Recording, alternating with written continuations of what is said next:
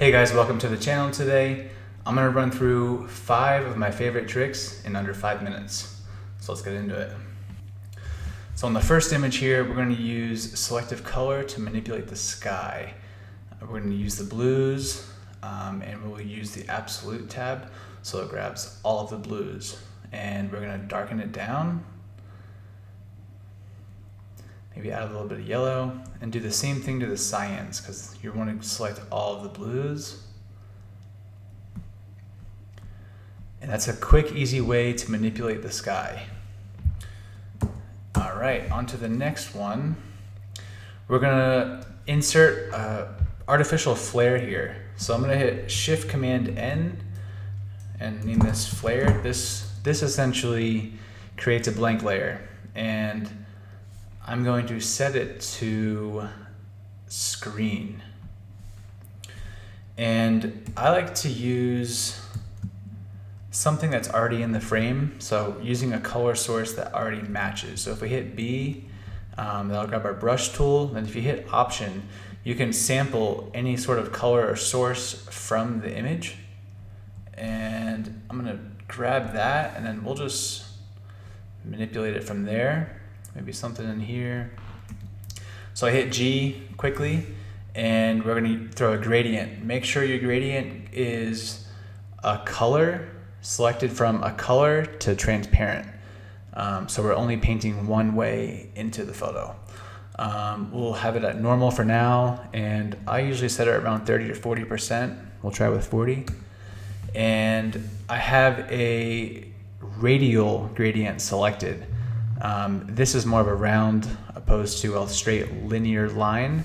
And I'm gonna grab from up here by the sun source and kind of match the same direction. So you see what it did quickly, and we're on screen, so you can kind of bounce around and see what other ones do. Typically I've kind of found hard light works really well. And right there you can see it feels natural. It adds a little more color to the image. And I'm gonna undo that because I think we can go a little more with it. So I'll stay on hard light, 60%, we'll go up, we'll go 70%, and throw in a flare. Boom, already right away, it enhances the photo quite a bit. And I can get a little more creative and maybe throw a linear one over here. And we can control this by changing the opacity over here. So I can drop it down 70%, and right away your image already feels 10 times better. On this, we're gonna manipulate her teeth. She has great teeth already. We did the headshot. I'm just gonna whiten them up a little bit. And an easy way to do this is to go into the hue saturation slide and select your yellows, and you're just gonna bring up the lightness.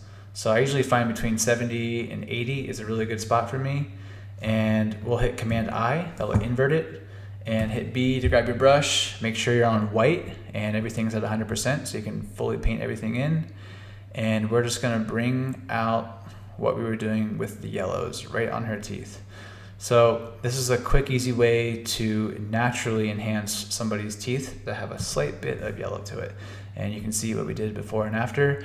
Very quick and easy, and you can manipulate that using a brush. So on this image, we're going to use Content Aware Fill. There's a few things I want to show you exactly what we're going to be working with. Command J to go on a new layer. And we're going to just dial back her bags under her eyes here. And it doesn't look good there, but we're going to hit Command Shift F. This is going to fade the selection out. So you can see quickly how we sort of naturally dialed that back, and we can do that on the other side as well. I suggest you loosely select around it and then find a tonality similar to that same spot you're altering. And it's probably better to do this after editing everything so you have a clean slate, but this is just for an example here. Shift Command F to fade the selection, and 45, I find between 30 and 50 is a really good spot.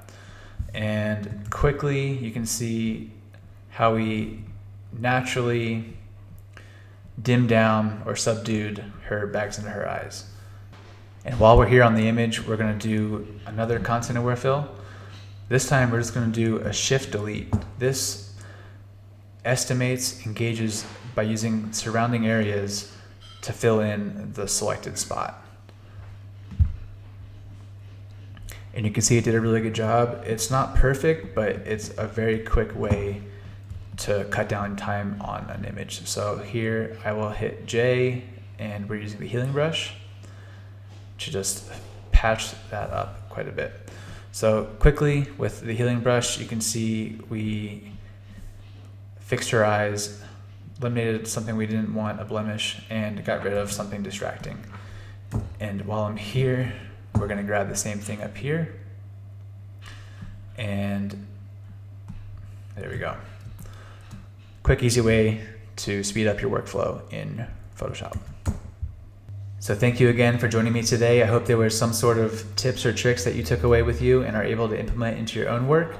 Please let me know if there's anything you'd like me to show you or share, and I'd be happy to make that happen. Thank you, and until the next video.